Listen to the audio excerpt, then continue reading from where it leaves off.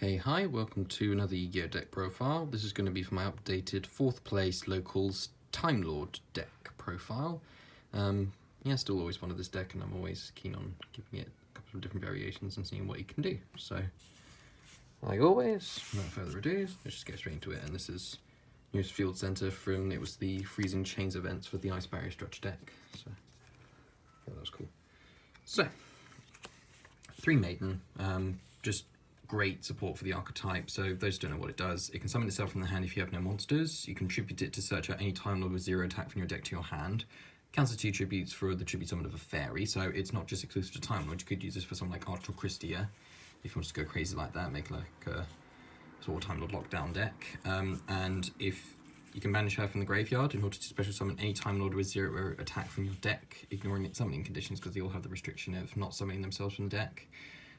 But you can't special summon any other monsters during the turn you use that effect. So basically you can't be like summon, search, summon one from deck, for example, just to bear that in mind. But just a great bit of support there. And the search effect and special summon itself effect are not once per turn, so it can be quite nuts if you open up with all 3 of them in your hand, basically never dead.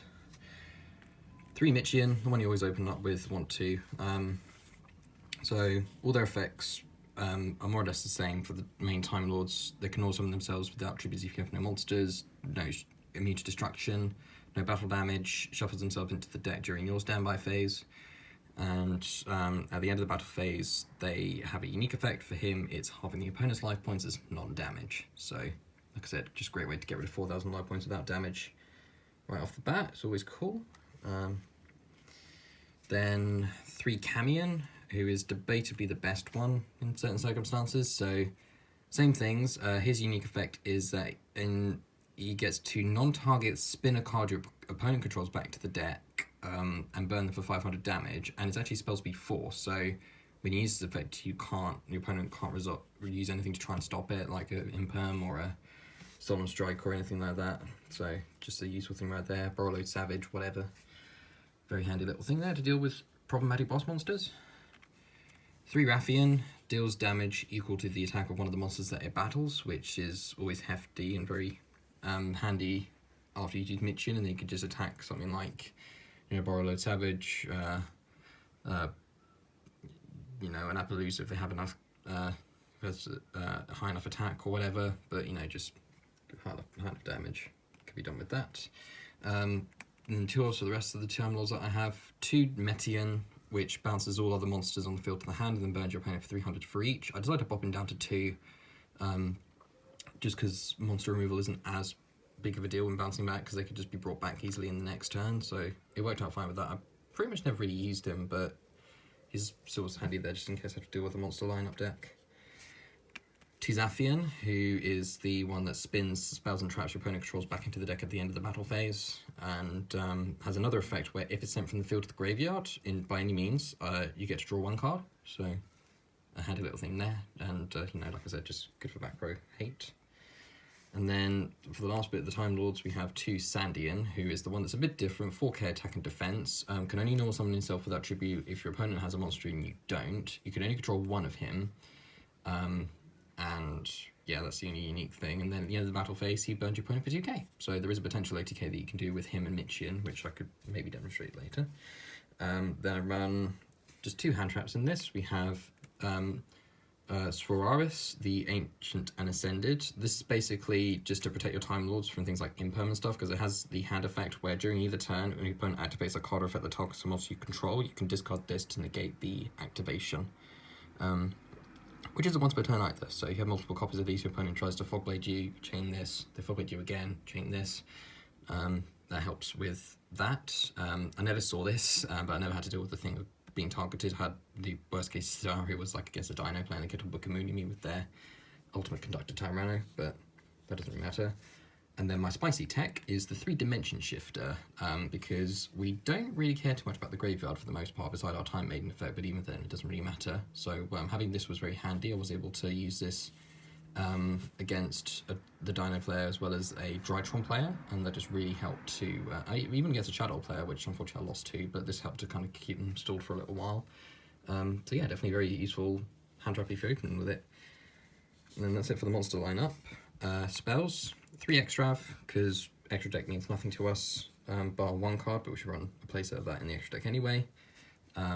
3 Duality, you don't really special summon too much, again just mainly from your Maiden, but that's not essential.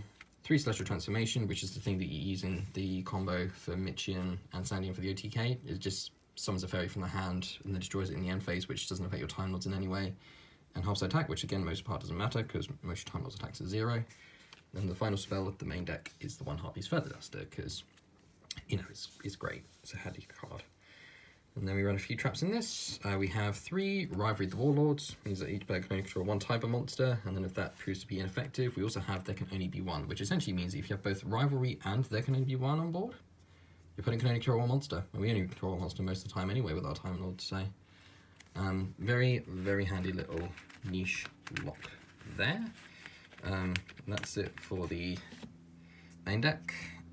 Side deck, we have the 3 Nibiru for any combo heavy decks, which is handy in certain cases, other cases not so much, because it does mean we have a monster on field and we can't get our Time Lord out as easily.